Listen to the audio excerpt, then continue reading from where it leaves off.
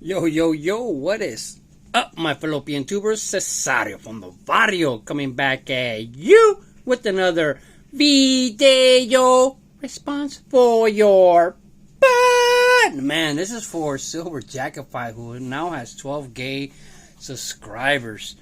12K, 12,000 subscribers. So he wants you to show, like, your top 5 cards that are under $50. Now, I think most of these cards that I'm going to show are probably under $1.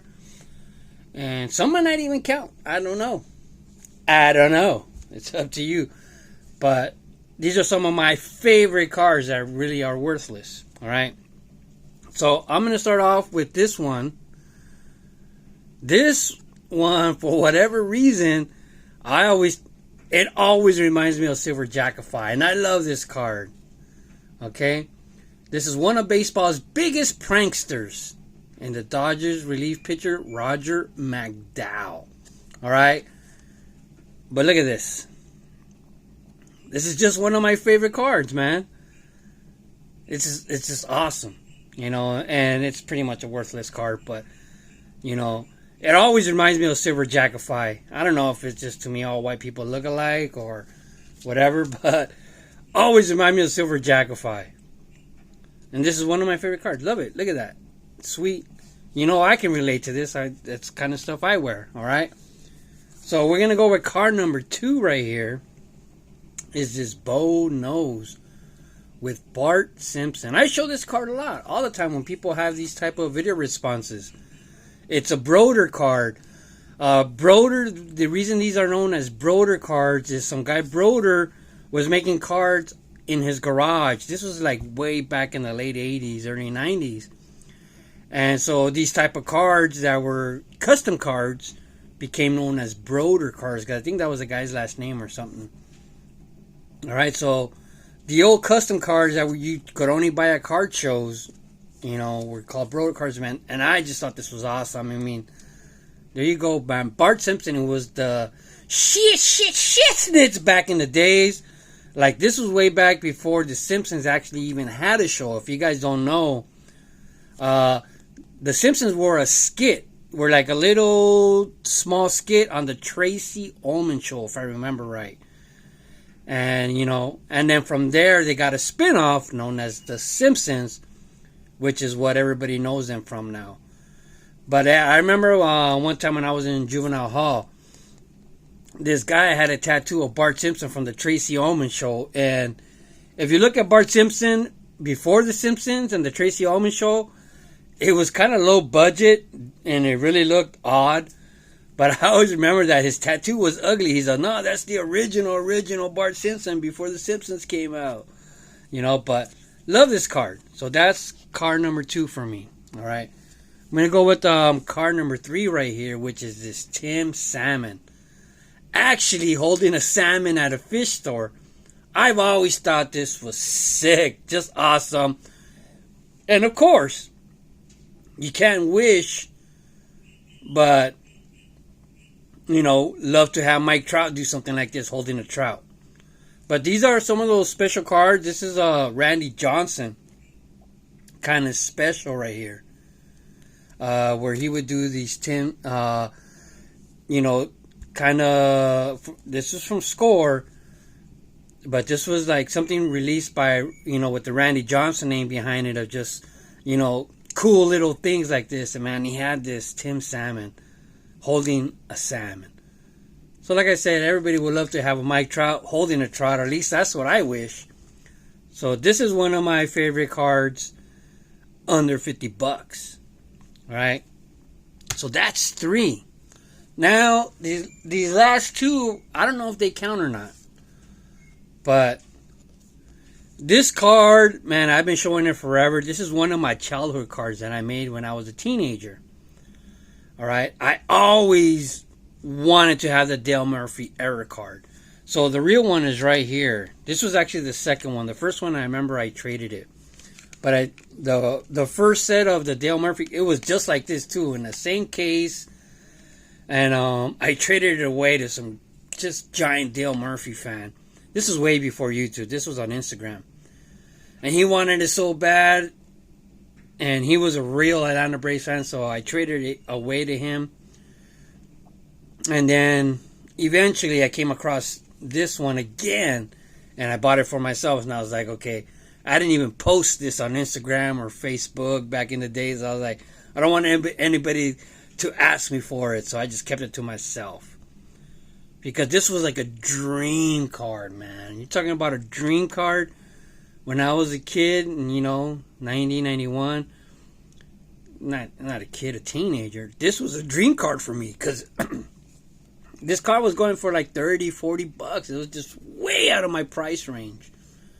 And then as an adult, I got it for even cheaper, which is kind of insane, but if you've been in the hobby long enough, the ups and downs of baseball card prices. So, because I wanted that card so bad, I made my own. There's a Dale Murphy fan who labeled this the Frankenmurph the first time I showed it on YouTube. So, what it is this is it's an actual non-error Dale Murphy card, like this one. This is the non-error one, and this is the reverse negative. So, I'm not sure if it was on Beckett or Price Guide or whichever company it was, but they had this on the cover. And it's just a little bit smaller than the actual size card. So I pieced it together, and I remember that it was on the edge, so you can see when I cut it out, I had a piece, like just a totally different card that kind of matched this. But this was my dream card, man. So I faked myself out and like cut this out of a magazine cover, and then try to make it legit.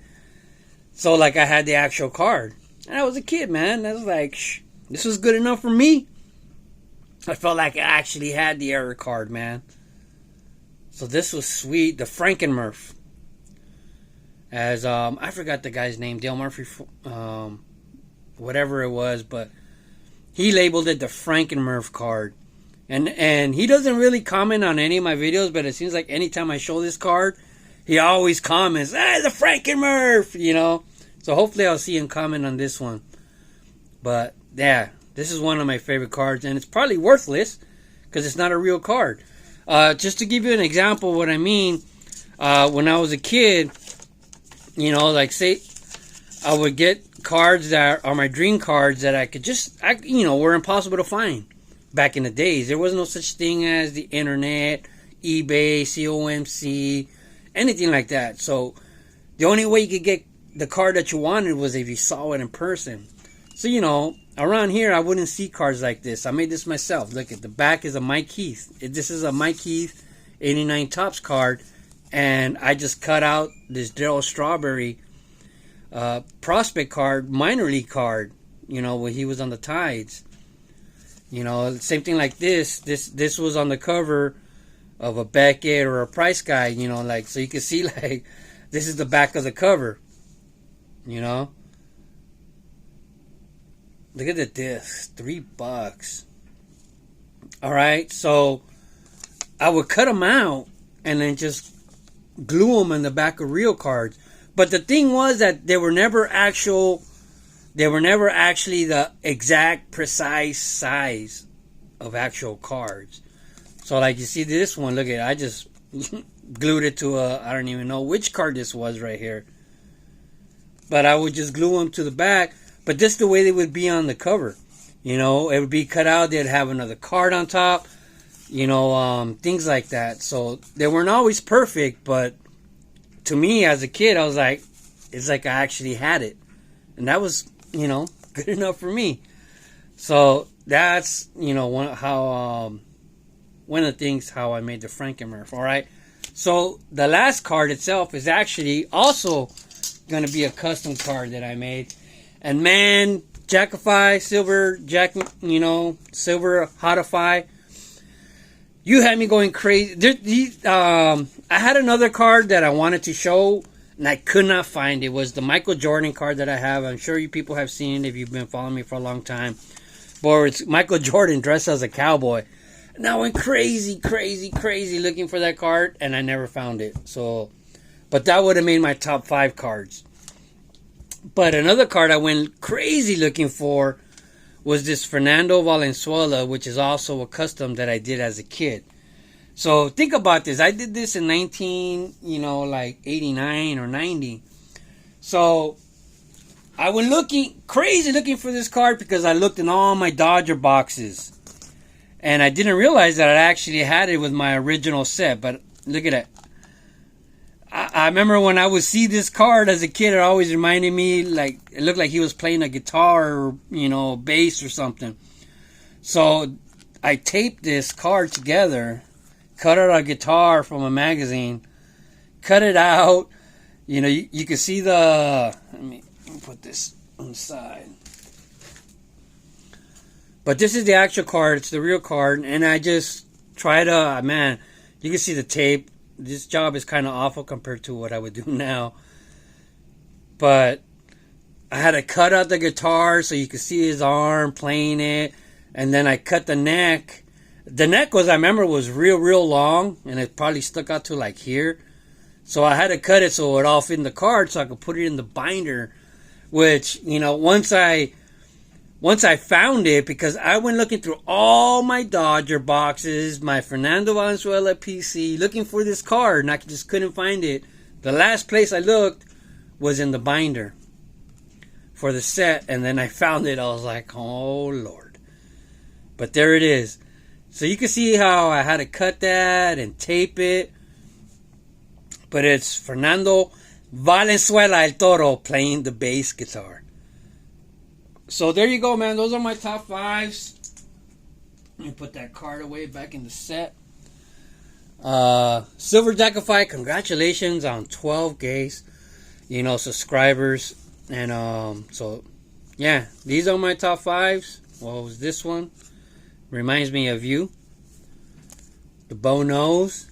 The Tim Salmon, which I just think is a sick-ass card. Love this card. These are just some examples of how I came, as a kid, doing the Frankenmurph.